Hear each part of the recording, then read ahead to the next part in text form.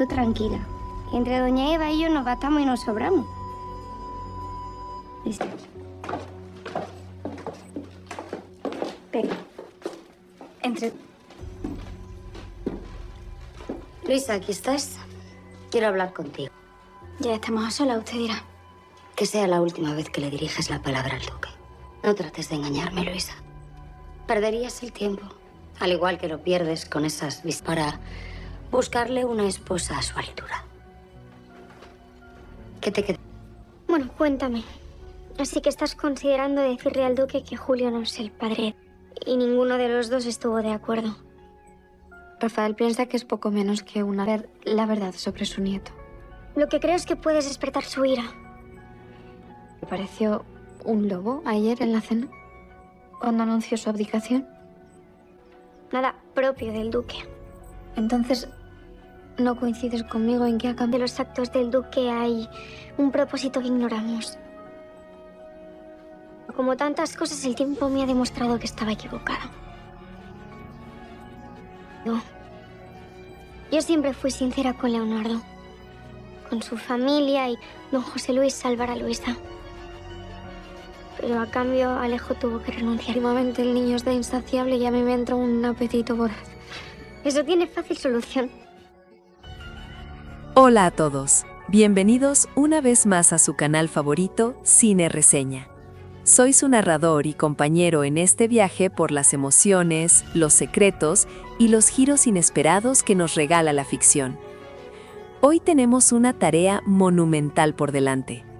Vamos a desgranar, punto por punto, con la precisión de un cirujano y la pasión de un fanático, lo que acaba de suceder en Valle Salvaje. Estamos hablando específicamente de los eventos del capítulo 495, que corresponde a nuestro episodio 345 de análisis. Y créanme, amigos, si pensaban que conocían a los habitantes de este valle, el episodio de hoy ha venido para derribar todas nuestras certezas. Preparaos un café, acomodaos en vuestro sillón favorito y desconectad el teléfono, porque los próximos 15 minutos van a ser intensos. Hoy hemos sido testigos de una abdicación histórica que amenaza con cambiar el equilibrio de poder para siempre. De una confesión desgarradora de una madre ante el recuerdo de un hijo muerto. Y de una confrontación matrimonial tan brutal que nos ha dejado helados. La pregunta que flota en el aire es: ¿vale más una mentira piadosa que una verdad amarga? ¿Puede el amor sobrevivir a la traición y al asco? Hoy, en Cine Reseña, vamos a descubrirlo. Comencemos con el evento sísmico que sacudió los cimientos de la familia Gálvez de Aguirre, y por extensión, de todo Valle Salvaje. La cena, que en apariencia debía ser una celebración de unión entre dos familias, los Salcedo de la Cruz y los Gálvez de Aguirre, se transformó en el escenario de una bomba política y familiar. El ambiente ya estaba cargado. Las miradas se cruzaban sobre las copas de vino. Y entonces, don José Luis tomó la palabra. Pero no fue un brindis cualquiera. Fue una declaración de intenciones que nadie vio venir. José Luis, el patriarca, el hombre que ha llevado las riendas del ducado con mano de hierro durante años, admitió su vulnerabilidad. Escuchamos sus palabras y notamos el peso de los años en su voz. Dijo claramente que el tiempo no pasa en balde y que está empezando a acusar el cansancio. Esta confesión de debilidad es inaudita en un hombre de su talla. Pero lo que siguió fue el verdadero golpe de efecto. José Luis anunció su decisión de abdicar, y no en cualquiera, sino específicamente en Rafael. Quiero que nos detengamos un momento en la psicología detrás de esta decisión. José Luis no está simplemente pasando el testigo, está eligiendo un sucesor basándose en el mérito y en el amor por la tierra, saltándose quizás protocolos o expectativas tácitas. Sus palabras fueron claras. Rafael ha demostrado ser más que capaz. Al cederle la dignidad y el título de duque de Valle Salvaje, José Luis busca asegurar el legado de su apellido. La reacción de la mesa fue impagable. El silencio se podía cortar con un cuchillo. Nadie se atrevía a hablar hasta que el propio José Luis tuvo que preguntar si habían entendido bien. Y aquí es donde entra la brillantez del guión y la actuación. Rafael, el elegido, no saltó de alegría, No hubo una sonrisa de triunfo en su rostro. Al contrario, vimos en él una mezcla de honor y terror. Su respuesta fue de una humildad y una prudencia extremas. Agradeció la consideración, admitió la sinceridad de su padre, pero rechazó aceptarlo en ese momento y lugar. Rafael argumentó que José Luis aún no está tan mayor y que tiene mucho por hacer. Es fascinante ver cómo Rafael intenta devolver la responsabilidad a su padre, sugiriendo que es una conversación para tener en privado.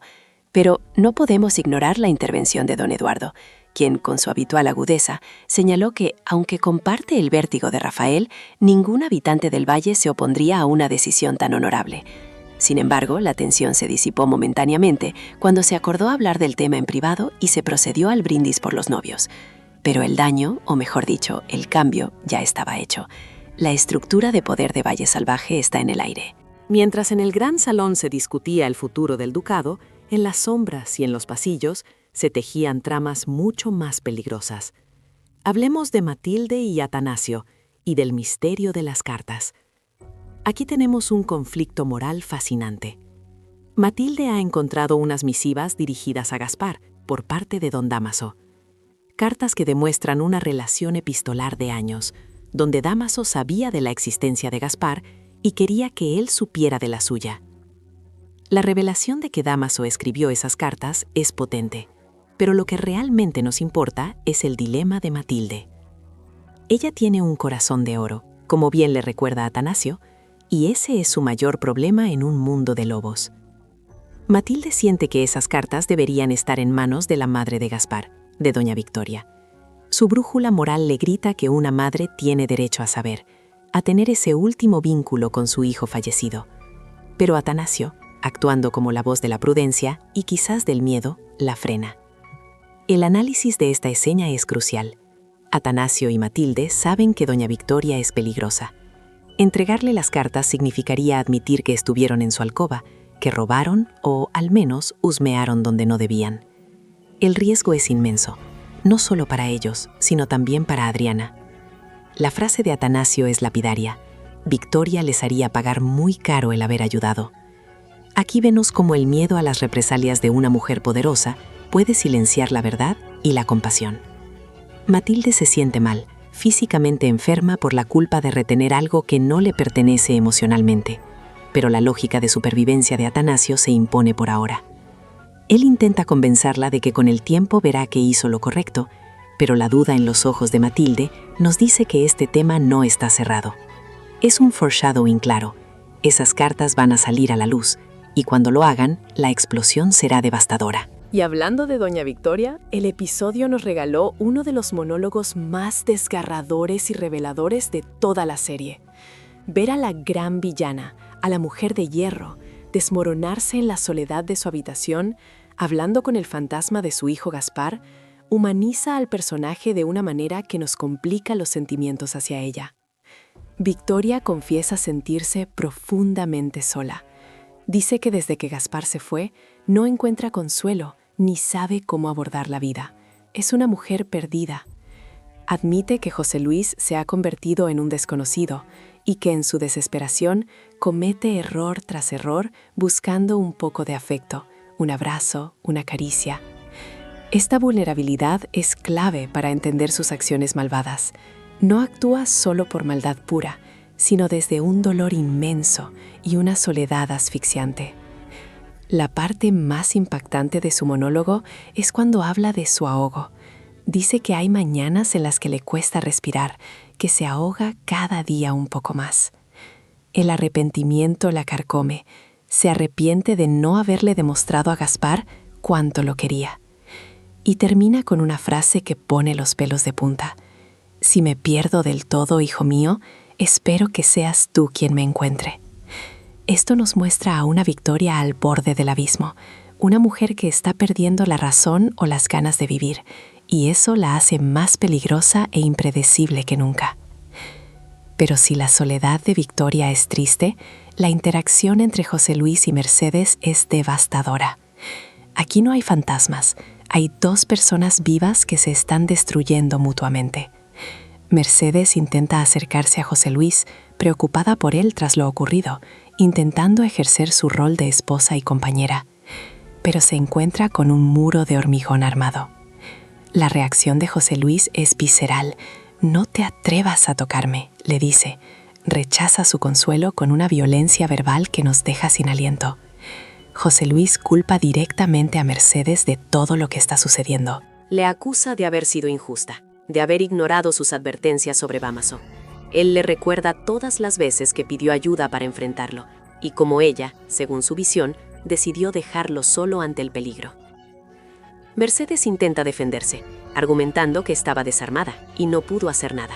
Pero José Luis es implacable, la llama incompetente.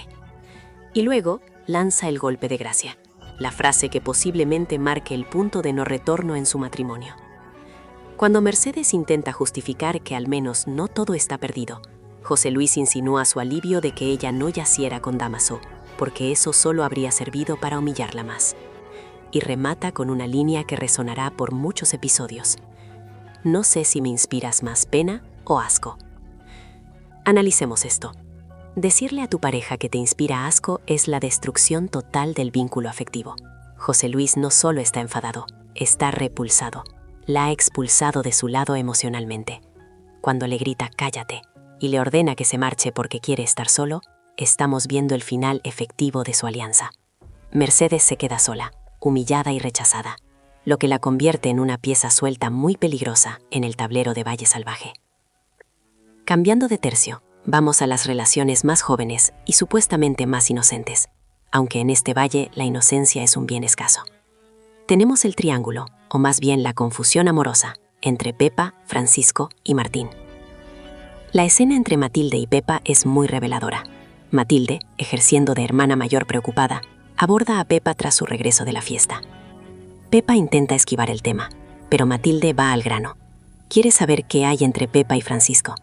La respuesta de Pepa es tajante. Nada más que un gran aprecio. Ella insiste en que son solo amigos y pide que se lo digan a Martín, quien está consumido por los celos y la sospecha. Sin embargo, luego vemos la interacción directa entre Pepa y Francisco. Él le trae un refrigerio, se muestra atento, cariñoso. Le agradece que le haya animado. Y aquí viene el matiz importante. Pepa le dice que se siente afortunada de tenerlo como amigo. Francisco, quizás buscando algo más o simplemente confirmando la profundidad del vínculo, pregunta si es solo su amigo. Y Pepa responde con una sonrisa y una verdad a medias que esconde mucho. Eres mi mejor amigo. Para un analista de guión, esto es oro. Pepa está siendo sincera, pero la química y la intimidad que comparten sugieren que la línea entre amistad y amor es muy difusa. Francisco está claramente enamorado, o al menos muy encaprichado, y Pepa disfruta de esa atención y cuidado que quizás le falta por otro lado. Martín, observando desde la barrera, tiene razones para estar celoso, no porque hayan hecho algo indebido, sino porque la conexión emocional entre Pepa y Francisco es innegable. Por otro lado, tenemos a Bárbara intentando descifrar a Alejo. Bárbara confiesa a Rafael su preocupación por la distancia de Alejo. Dice que no consigue dar con él o que él se excusa rápidamente. Rafael valida esta percepción, admitiendo que Alejo se comporta de forma similar con él. Bárbara pide a Rafael que averigüe el porqué. Aquí se está cocinando un misterio sobre el estado mental de Alejo. ¿Qué le pasa? ¿Es el trauma reciente? ¿Es culpa? La incomunicación es un tema recurrente en este episodio. Todos hablan, pero pocos se dicen la verdad completa. Y llegamos a uno de los momentos más tiernos y a la vez temáticamente profundos del episodio, la conversación entre Adriana y el pequeño Pedrito.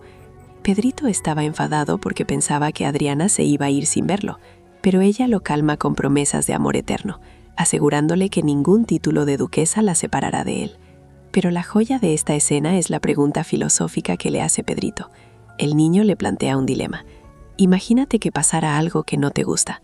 ¿Preferirías saber la verdad, aunque eso te pusiera triste, o no saberla y seguir siendo feliz? Adriana, sorprendida por la madurez de la pregunta, responde citando al padre de ambos. Duele mucho más una mentira, sea la que sea, que una amarga verdad. Esta línea, amigos míos, es la tesis central de todo el episodio, y quizás de toda la serie. En Valle Salvaje, los personajes están constantemente eligiendo entre la mentira reconfortante y la verdad destructiva. Matilde elige ocultar las cartas, mentira por omisión, para evitar el dolor y el peligro. José Luis elige la verdad brutal con Mercedes, destruyendo su matrimonio. Victoria vive en una mentira de soledad, incapaz de afrontar su realidad sin el fantasma de Gaspar. Que sea un niño quien ponga este tema sobre la mesa es un recurso narrativo brillante. La inocencia de Pedrito contrasta con la corrupción moral de los adultos que lo rodean. Adriana reafirma su compromiso con la verdad, lo cual es irónico y peligroso, dado que ella misma está rodeada de secretos que podrían destruirla si salieran a la luz. Ahora, pasemos a un análisis más técnico y profundo. ¿Qué nos dicen las cámaras y la puesta en escena en este episodio? He notado un uso muy inteligente de la iluminación. En la escena de la cena, la luz era cálida, pero las sombras eran duras, reflejando la dualidad de la situación. Una celebración externa con una crisis interna. En contraste, la habitación de Victoria estaba sumida en penumbras, visualizando su estado depresivo y su aislamiento. La dirección de actores ha sido sublime, especialmente en el caso de José Luis. Hemos visto cómo su postura corporal cambiaba de la autoridad en la mesa a la agresión defensiva con Mercedes. El guión está haciendo un trabajo excelente al entrelazar las tramas políticas, la abdicación, con las tramas emocionales, el duelo de Victoria, el desamor de Mercedes. No son líneas paralelas, sino que se cruzan y se afectan mutuamente. La debilidad de José Luis en casa, su ruptura con Mercedes, influye en su decisión de dejar el ducado. Siente que pierde el control de su vida privada, por lo que decide ceder el control de su vida pública antes de fallar también allí. Es una retirada estratégica de un hombre que se sabe derrotado en el frente doméstico. También quiero destacar el papel de los objetos en este episodio. Las cartas. Esas misivas son un MacGuffin, un objeto que mueve la trama. Representan el pasado que se niega a morir. El hecho de que Matilde las tenga y no sepa qué hacer con ellas genera una tensión latente que mantendrá el espectador pegado a la pantalla. Sabemos que eventualmente Victoria las leerá, y la pregunta no es si sucederá, sino cuándo y con qué consecuencias. ¿Y qué decir del futuro inmediato? Las predicciones están servidas. Primero, la abdicación de José Luis. Rafael ha dicho que no por ahora, pero la presión social y familiar será inmensa. Es probable que veamos a un Rafael atormentado, debatiéndose entre su deseo de libertad y su sentido del deber. Y no olvidemos a Julio.